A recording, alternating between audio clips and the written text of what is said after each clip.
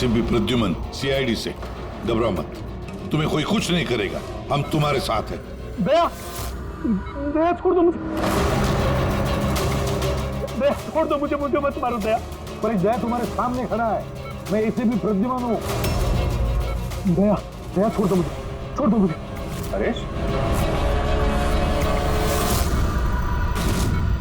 दया, दया तुम जाओ, दया तुम क्या चाहते हो मुझसे? दया छोड़ दो मुझे। हरेश क्या बात कर रहे हो? दया, दया छोड़ दो मुझे, मुझे मत मारो दया। हरेश मैं दया नहीं, मैं अभिजीत हूँ। दया, दया जाओ यहाँ से, जाओ, जाओ। अरे दया इधर है।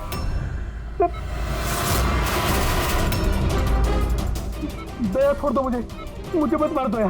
हरेश इधर देखो, हम पहले मिल चुके हैं, तुम जानते हो मुझे। दया छोड़ दो मुझे, मुझे मत मारो। सब दया हो रहा है, तुम सब दया हो, मुझे मत मारो। डॉक्टर, दया छोड़ दो मुझे, डॉक्टर, दया छोड़ दो मुझे, मार दया। डॉक्टर साहब, दया, देखिए ना क्या हो गया? दया छोड़ दो मुझे, मुझे एक मिनट, सब दया छोड़ दो। नहीं होगा तुम्हें। एक मिनट, सब दया हो तुम, सब दया हो तुम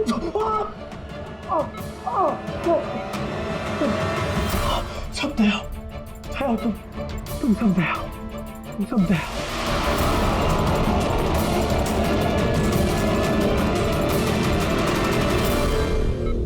ये चक्कर है क्या? और हर किसी के चेहरे में उसे मेरा चेहरा नजर आता है। हाँ वही तो, इसलिए जब उसने उस आर्किटेक्ट को, उसके असिस्टेंट को, उस वॉचमैन को देखा तो ऐसे बर्ताव करने लगा जैसे उसने भूत देखा है। और उसके दिमाग का भूत दया तुम हो, तुम।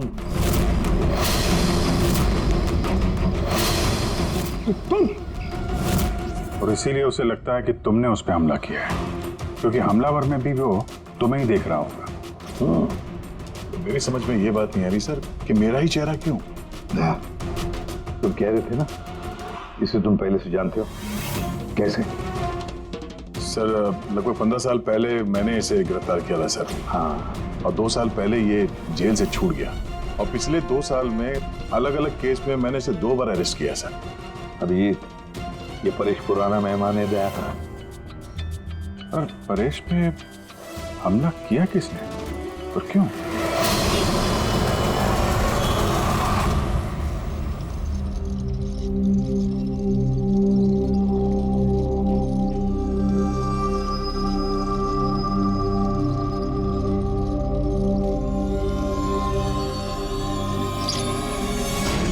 अरे मैडम जरा ध्यान से।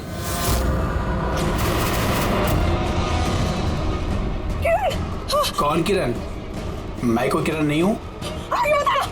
अरे क्या कर रही है मैडम, क्या कर रही हैं आप? आपको कुछ गलतफहमी हो रही है मैम। अरे मैडम, आप ठीक तो हो ना? कौन किरण?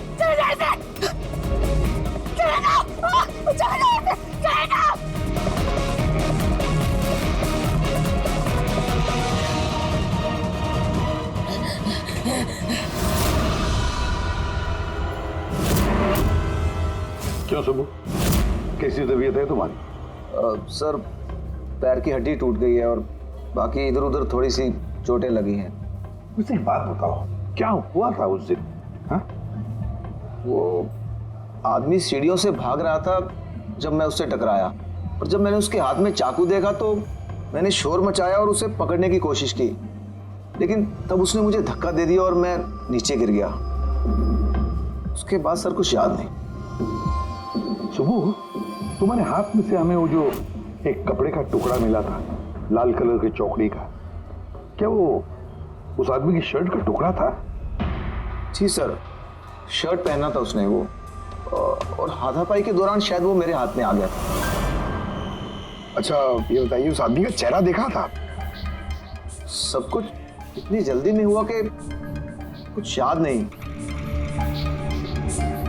ठीक है, अब तुम जाओ, अगर जरूरत पड़े तो हम तुमसे फिर मिलेंगे, ठीक है? जी सर, थैंक यू सर। जाओ।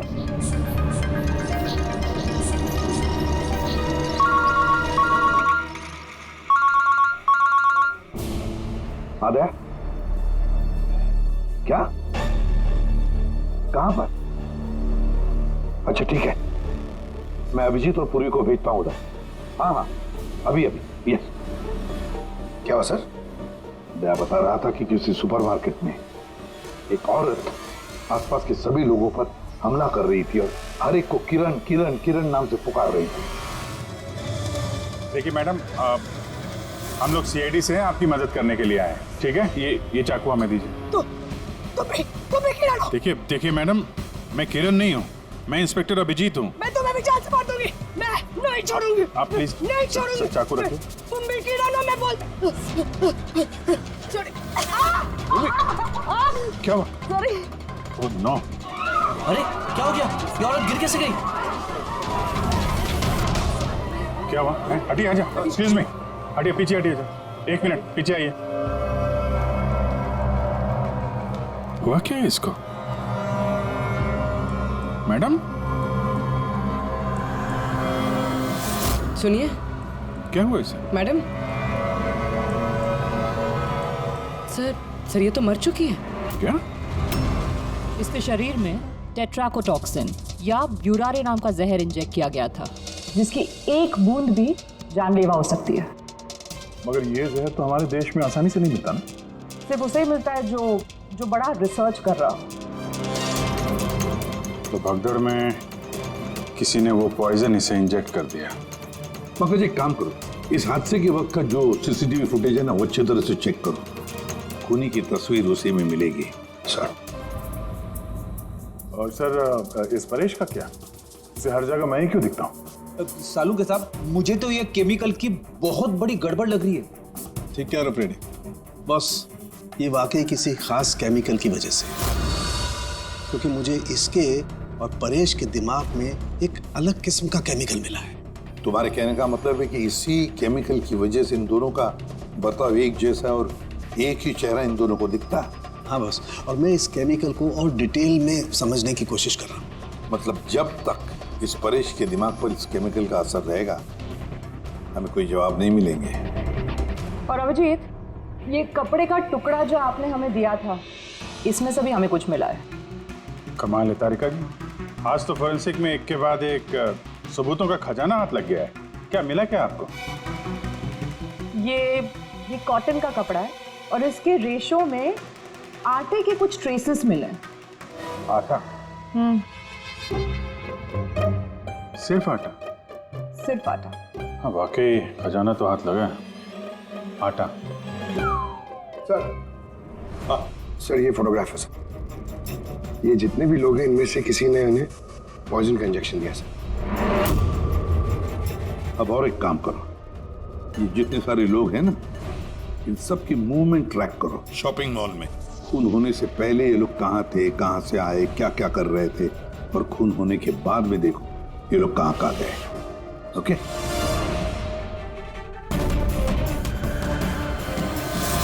सर मैंने इस औरत का बैकग्राउंड चेक किया। इसका नाम शिप्रा है। ये एक हाउस वाइफ थी।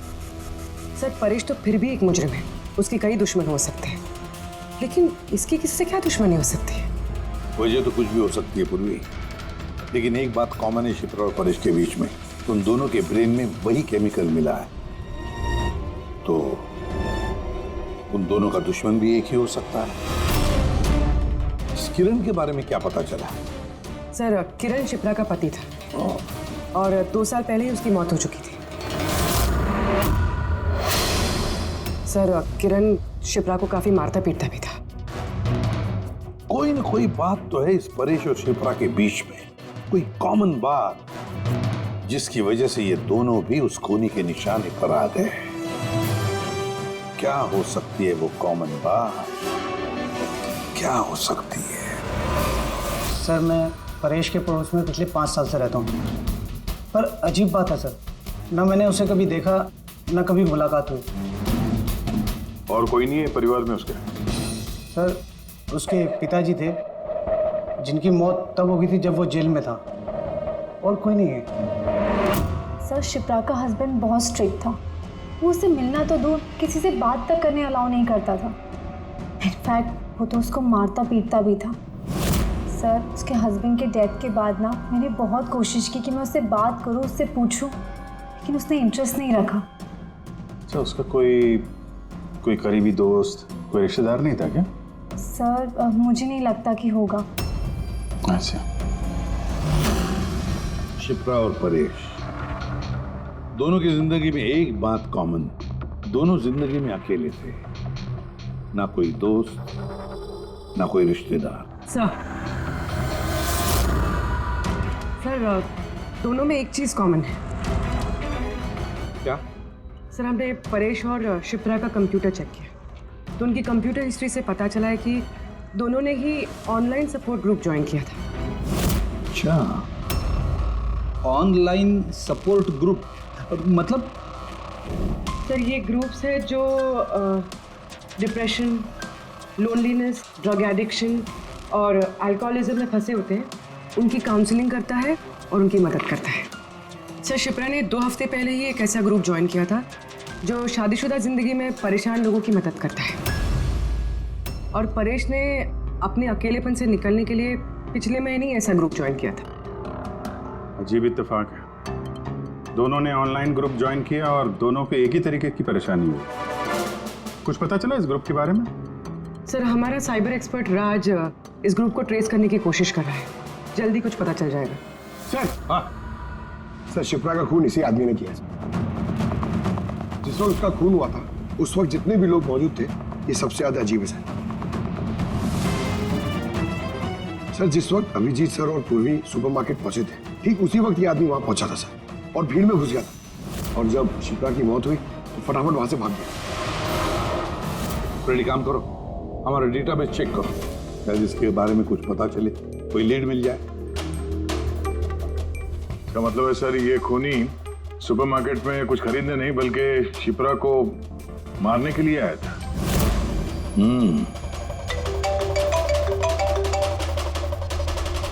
हाँ राज, ओके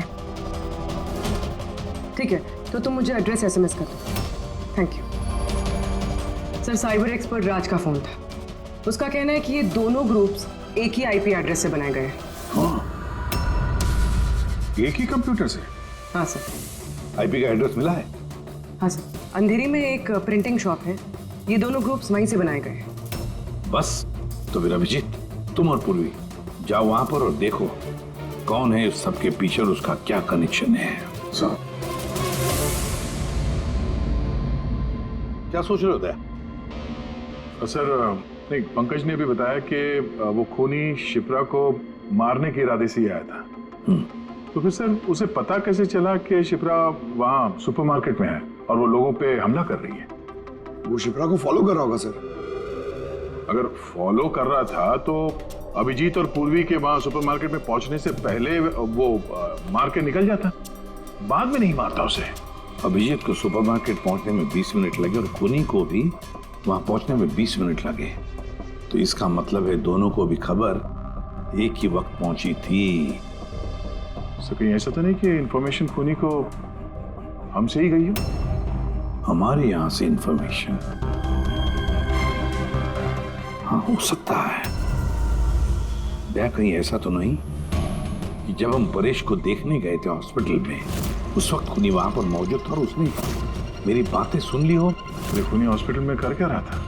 क्या परेश खूनी के हाथों पहले तो बच गया था, हो सकता है खूनी अपना अधूरा काम पूरा करने हॉस्पिटल आया था, परेश को खत्म करना चाहता था इसलिए।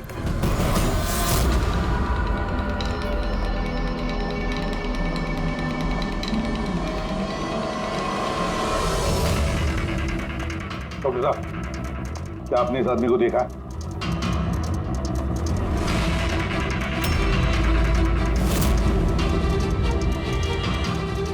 भाई साहब, ये आदमी को देखिए जरा, इस हॉस्पिटल में इसको देखा है कहीं? हाँ हाँ, इसको तो मैंने देखा है। कहाँ देखा है? वहाँ वेटिंग रूम में।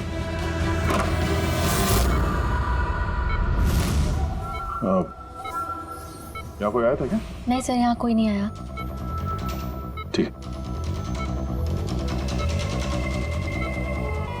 हाँ दे सर, परेश तो ठीक है पर वो खूनी अभी तक दिखा नहीं। कहीं तो चुप कर बैठा ही है, सही वक्त का इंतजार कर रहा है। वेटिंग रूम में भी चेक किया सर, अभी कोई नहीं है। तो यही पता है, पर कहाँ छुप कर बैठा है ये?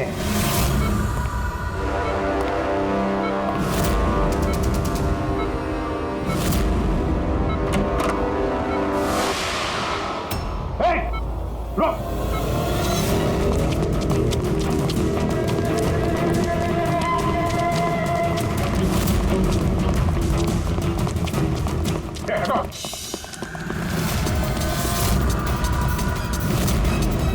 कहाँ भागोगे? हाँ? रुक!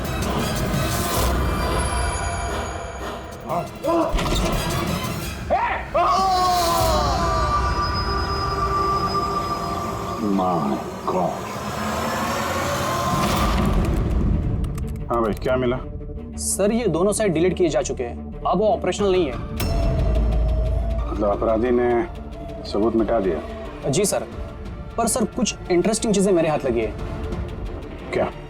ये देखिए सर, इसी आईपी एड्रेस से, इसी कंप्यूटर से उस तरीके के 6 और ऑनलाइन सपोर्ट ग्रुप बनाए गए हैं। तो लोगों को फंसाने के लिए ऐसे कई ग्रुप बनाए गए हैं? बिल्कुल सर। सर बाकी ग्रुप डिटेल में चेक कर लेता हूँ। मतलब सर परेश और शिप्रा के अलावा और भी कई लोग हैं जिन्हें इन लोगों ने फंसाया है।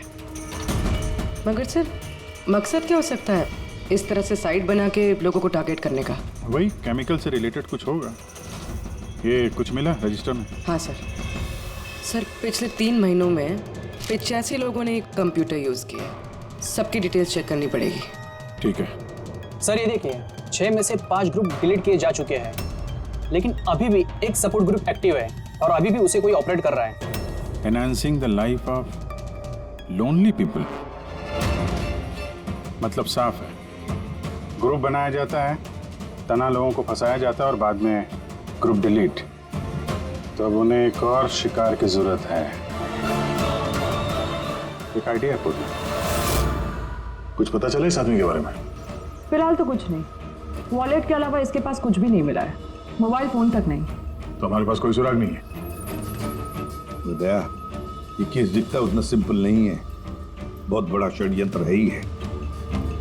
कई सारे लोग इसमें इन्वॉल्व हैं। ये तो इस खेल का मोहरा लग रहा है सर, कोई भाड़े का। और इस केस का मास्टरमाइंड अभी भी आजाद घूम रहा है, अपने नए शिकार की तलाश में होगा। जल्द से जल्द ढूंढना होगा सर इसे। हाँ पंकज, आराम से। बस खड़े। ये क्या है थानू के? सर आप ये क्या खेल खेल रहे हैं पंकज के साथ? नहीं नहीं, ये कोई खेल नहीं।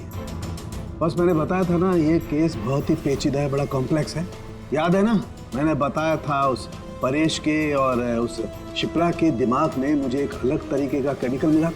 हाँ, मैंने उस केमिकल को रिप्लिकेट किया और इस पंकज के शरीर में इंजेक्ट कर दिया। What? तू पागल हो गया थानू के? अगर इसे कुछ हो गया तो? अरे कुछ नहीं होगा यार, बिलीव मी, मैं पागल हूं क्या?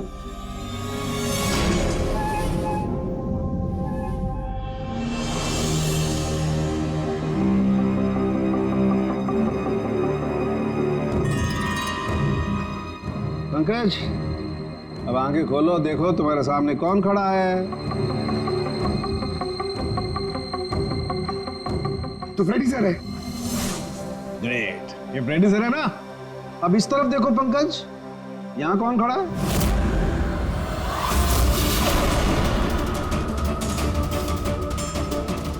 ये कैसे हो सकता है? ये इधर फ्रेडी सर, यहां फ्रेडी सर। मतलब शाहरुख है, ये परेश और शिप्रा के साथ यही हो रहा? बंद कर। बस बस, पट्टी लगा लो, पट्टी लगा लो बस। ये देखा बस, इसे फ्रेगोली सिंड्रोम कहते हैं। इस सिंड्रोम में इंसान को एक ही चेहरा हर चेहरे में दिखाई देता है। उस इंसान का चेहरा जिसे या तो वो सबसे ज्यादा नफरत करता है या जिससे सबसे ज्यादा डरता है।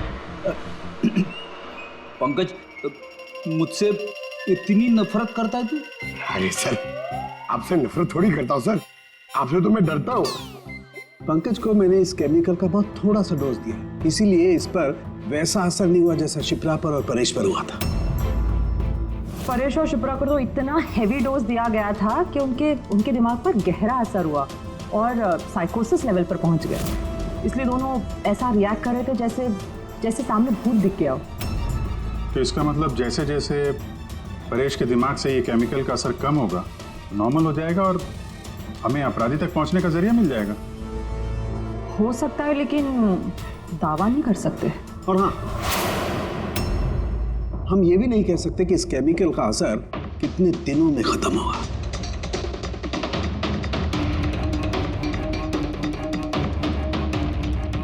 अगर हम परेश के ठीक होने का इंतजार करेंगे तो बहुत देर हो जाएगी। हमें कोई और तरीका ढूंढना होगा, कोई और तरीका। हाँ पूर्वी। सर मैंने वो ऑनलाइन ग्रुप पे रजिस्टर कर लिया और डिटेल्स भी एकदम परेश और शिप्रा की तरह दी है। नो फ्रेंड्स, नो फैमिली, एकदम अकेले। उन लोगों को ऐसे लोगों की तलाश है। ये तुम्हारा ट्रैकर, इससे पता चलता रहेगा तुम्हारे मोमेंट के बारे में। और ये तुम्हारा कैमरा। हमारे पास सिर्फ ये वॉलेट है सर, उस आदमी की पहचान और असलियत जानने के लिए, और ये कुछ चीजें मिली है साथ में। पेट्रोल पंप का बिल, ये होटल का मैच बॉक्स, खरीदा हुआ मैच बॉक्स, तो ये नंबर किसका है? ये सेलफोन लगता है किसी? सर हम इस पेट्रोल पंप पे गए थे, वहां से पता चला सर ये आदमी महीने में 2-3 बार वहां पे आता है, और सीसीटीवी फुटेज में हमने देखा कि वो अपने बाइक पे हर बार अलग अलग नंबर प्लेट लगा के आता है। हाँ, और पेमेंट कैश में करता है। और सर ये मैच बॉक्स जिस होटल का है वहाँ पे भी हमने पूछताछ की। वो आदमी महीने में 5-6 दफ़ा खाना खाने आता है और पेमेंट भी कैश से करता है। सर ये नंबर के बारे में आप पूछ रहे थे सर, ये बार में एक लड़की है जो काम करती है उसका है। वो कह रही थी कि उस आदमी का नाम अशोक है और 1-2 बार उनसे बात हुई है, फिर वो गायब हो गया सर। मतलब हमारे पास इस अशोक के बारे में सिर्फ इतनी इंफॉर्मेशन है। एक काम करते हैं, ये सारी जो लोकेशंस है ना, पेट्रोल पंप, बार और ये होटल, देखते हैं कहाँ पर है। जरा मैप दिखाओ।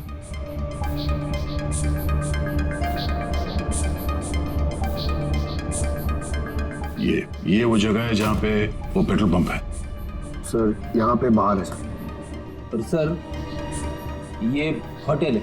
बार, ये होटल, पेट्रोल पंप। दया सर ऐसे नहीं लगता तुम्हें? देखो ना, ये सारे के सारे लोकेशंस 1 किलोमीटर के दायरे में है यहाँ से।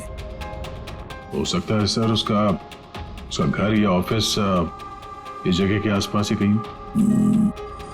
Are you ready? I'm ready, sir. चल चल। हाँ सर मैं रेडी। अरे वाह, बहुत अच्छा गेटअप है। इसके घर का क्या किया?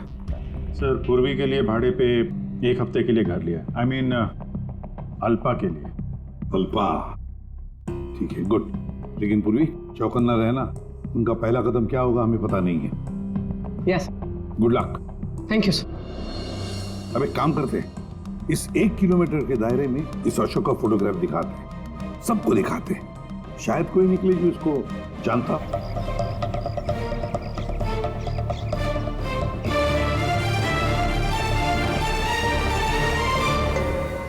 पूर्वी।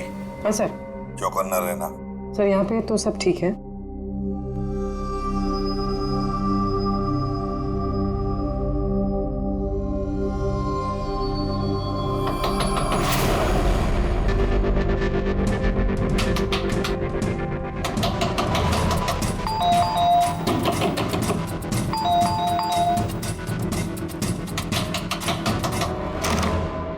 जी कहिए। वो मेरे पीछे ना कुछ गुंडे पड़े, मैं अंदर आ सकती हूँ प्लीज?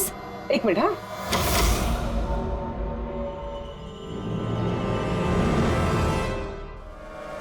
हाँ आओ जल्दी आओ। क्या हुआ क्या तुम्हें? अरे ये तो आदित्य, शिप्रा की पड़ोसन। वो एक्चुअली मेरे पीछे कुछ गुंडे पड़ गए थे, मुझे समझ नहीं आ रहा था, इसलिए मैं आपके घर आ गई। कोई बात नहीं। Thank you miss. अल्पा। और तुम? अदिति। बैठो। आप प्लीज मुझे 1 गिलास पानी देंगे प्लीज? अभी लाती हूँ।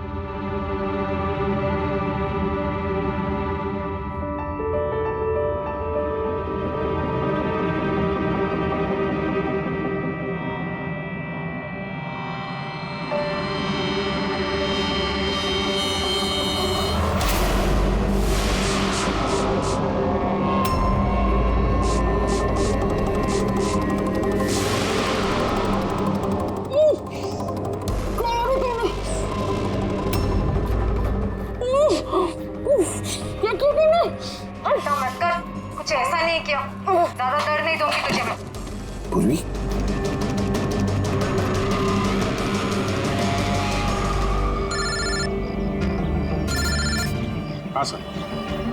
क्या शिप्रा की पड़ोसन अदिति? सर मैं फौरन वहां पहुंचता हूं। नहीं सर, अब अशोक का भी पता नहीं चला। ये सर। सब कुछ प्लान के मुताबिक तो चल रहा है। अब देखते ही आदिति पूर्वी को कहां लेकर जा रही है। अरे ये क्या, ट्रैकर एक ही जगह पे मूवी नहीं हो रहा। कहीं ऐसा तो नहीं उन लोगों को ट्रैकर के बारे में पता चला हो, निकाल कर फेंक दिया हो। माय गॉड, अब तक पहुंचेंगे कैसे इन सब तक?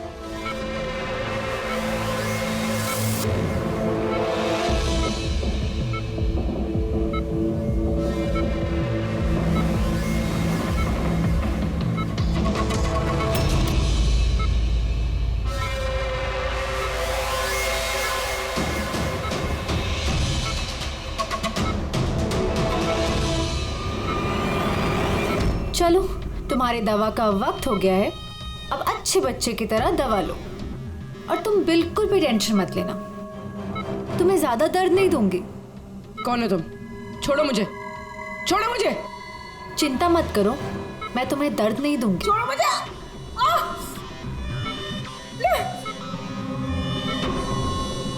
मैंने तुम्हें मना किया था ना कि कुछ दिनों के लिए हम किसी नए लोगों को नहीं लाएंगे, क्योंकि सीआईडी वाले हमें पागलों की तरह ढूंढ रहे हैं। हमारी कोई भी लापरवाही हमें बहुत महंगी पड़ सकती है। सर अदिति का घर बंद था, दरवाजा तोड़ के हम लोग अंदर भी घुसे पर कुछ हाथ नहीं लगा सर। इस अशोक का भी कुछ पता नहीं चल रहा है। सर ऐसा लग रहा है हमारे लिए सारे रास्ते बंद हो गए। नहीं फ्रेडी, हमारे लिए कोई रास्ता बंद नहीं होता, हम सीआईडी वाले रास्ता बनाते हैं। सर वो लोग कहीं पूर्वी को केमिकल इंजेक्शन ना दे दें। नहीं, कुछ नहीं करेंगे वो लोग, पूरी को कुछ नहीं होगा। कोई तो बात हम मिस कर रहे हैं, कोई तो बात है जो हमसे छूट रही है, पर क्या क्या हो सकती है वो बात? सर वो कपड़े का टुकड़ा जो हमें सुबह के हाथ में मिला था,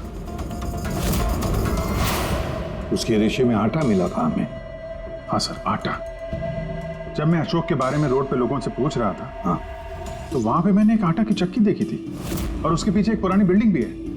तो फिर जरूर वो आदमी जिसने परेश पर हमला किया उस आटे की चक्की के आसपास ही रहता होगा, इसीलिए तो उसकी शर्ट पर आटा आ गया। तो ये भी तो हो सकता है कि परेश पे हमला करने वाला अशोक ही हो। सर वो कपड़े का टुकड़ा भी अशोक का ही हो सकता है। ये भी हो सकता है कि परेश पे हमला करने वाला और ये अशोक दोनों एक गैंग के लिए काम करते हो और वो गैंग आटे के चक्की के आसपास होगा। सबके सब आटे के चक्की के आसपास ही हो गया अभिजीत, और पूर्वी को भी उस चक्की के आसपास ही रखा होगा।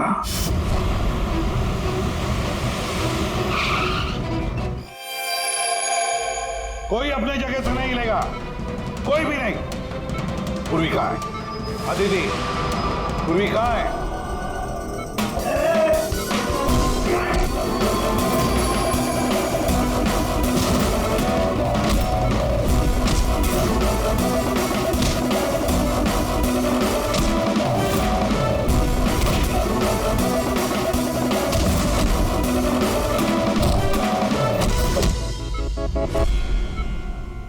सब नर्सेज और डॉक्टर इस तरफ आ जाओ। चलिए, चलो तुम भी जल्दी। डॉक्टर अदिति, पूर्वी कहाँ है? पूर्वी कहाँ है?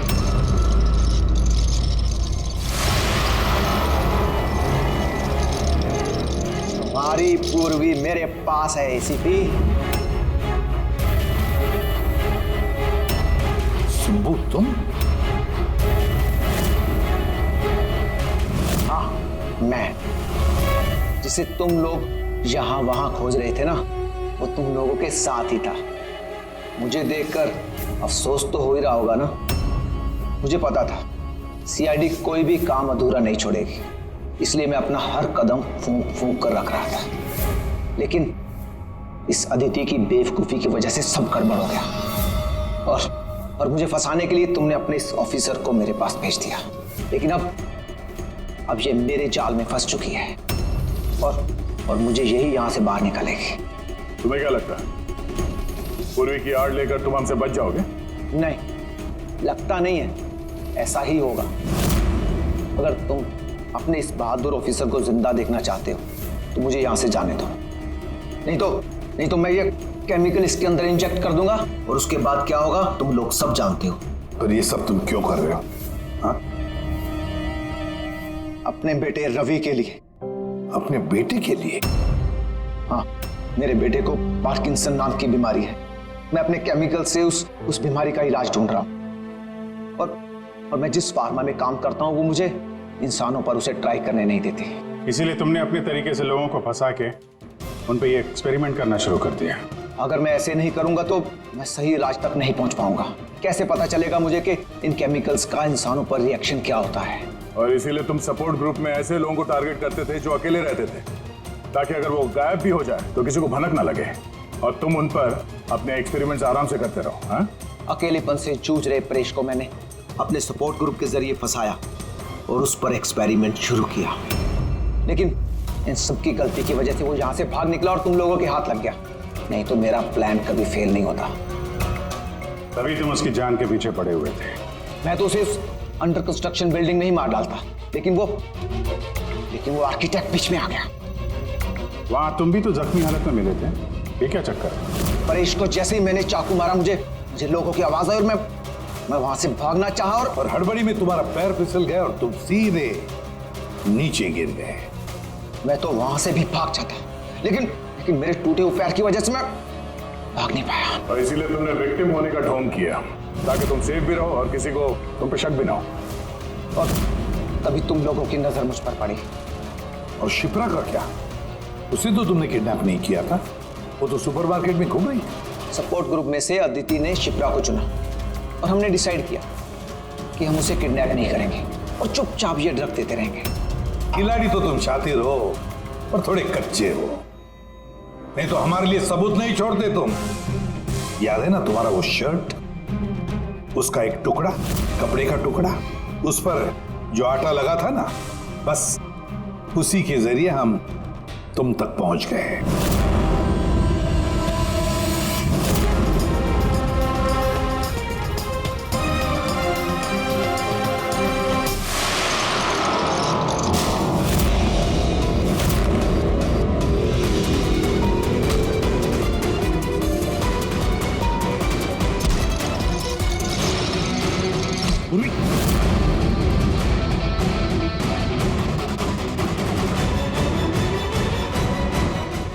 देखो, हाँ?